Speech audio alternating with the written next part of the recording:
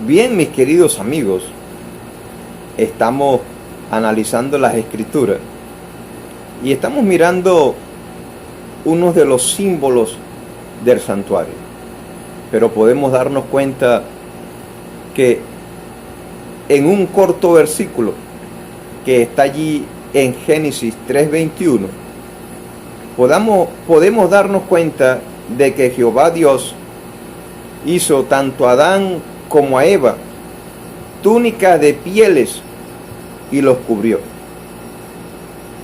Recuerden ustedes que ellos habían cubierto su cuerpo con hojas de higuera después del pecado.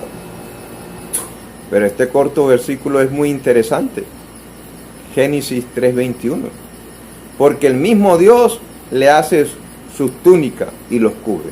Pero lógicamente, mi querido amigo, tuvo que Adán y Eva matar cada uno de ellos un cordero. Pero es interesante esto porque podemos darnos cuenta que Abel también hizo su sacrificio, mató también un cordero. Pero por eso podemos irnos a mirar el caso de Abel en Hebreos capítulo 11, versículo 4. Por la fe, Abel ofreció más excelente sacrificio que Caín, por lo cual alcanzó testimonio de que era justo, dando Dios testimonio de sus ofrendas, y muerto aún habla por medio de ella. Muy interesante. Interesante, ¿por qué? Porque podemos darnos cuenta que aún los patriarcas, cada uno de ellos, hicieron su sacrificio. Aún Noé, después del diluvio, hizo su sacrificio. Pero, ¿cuál era el significado de este corto versículo? Usted puede ir allí a Juan capítulo 1, versículo 29, y va a encontrar a Juan el Bautista diciendo: he aquí el Cordero de Dios que quita el pecado del mundo. ¿Pero a quién se estaba refiriendo? Se estaba refiriendo nada más y nada menos que a Cristo Jesús. Mi querido amigo, durante 4031 años se había establecido el pacto antiguo por medio del sacrificio de una ofrenda que simbolizaba la muerte para expiación del pecado con la sangre de animal. Ese era el viejo o el antiguo pacto. Pero en el año 31 después de Cristo, a la hora nona o 9, al atardecer, a la hora del sacrificio de la tarde, en el santuario debía ser ofrecido un cordero de expiación.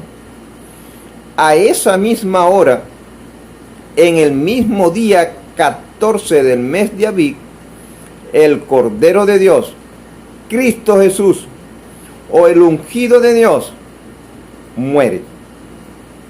El antiguo pacto termina y se abre el nuevo pacto, pero con la sangre preciosa de Cristo Jesús. ¿Y qué pasa a esa hora del sacrificio? Cuando Cristo muere, la cortina del templo se rasga desde arriba abajo, y eso usted lo puede encontrar en Mateo 27:51, en Marcos 15:38 y en Lucas 23:45. La cortina del templo se rasga de arriba abajo, dejando por descubierto el lugar que se llamaba el lugar santísimo, donde estaba el arca del pacto. Pero quiero decirle que ya en ese momento, cuando Cristo muere en la cruz del Calvario, ya allí en el lugar santísimo no estaba el arca del pacto. El arca del pacto había desaparecido, mi querido amigo, muchos años antes, cuando Nabucodonosor destruyó el templo que el rey Salomón había dedicado a Dios. Es interesante que nosotros escudriñemos las Escrituras y miremos la historia y nos vamos a dar cuenta no solo que nosotros estamos dentro de esta historia, sino que vamos a darnos cuenta que nos han engañado de muchas maneras. Satanás es astuto y ha engañado al hombre por todos lados. Le ha hecho creer cosas falsas. Ha inventado doctrinas que hoy el hombre guarda creyendo que son doctrinas verdaderas. Pero todo es falso. Mi querido amigo, escudriñando las Escrituras, nos vamos a dar cuenta del plan de salvación. Y de esa manera vamos a conocer a Cristo Jesús. Y conociendo a Cristo, nos vamos a mirar al verdadero Cordero, que allí con su muerte, en el año 31, rompió con todas las cosas que se hacían en el santuario terrenal.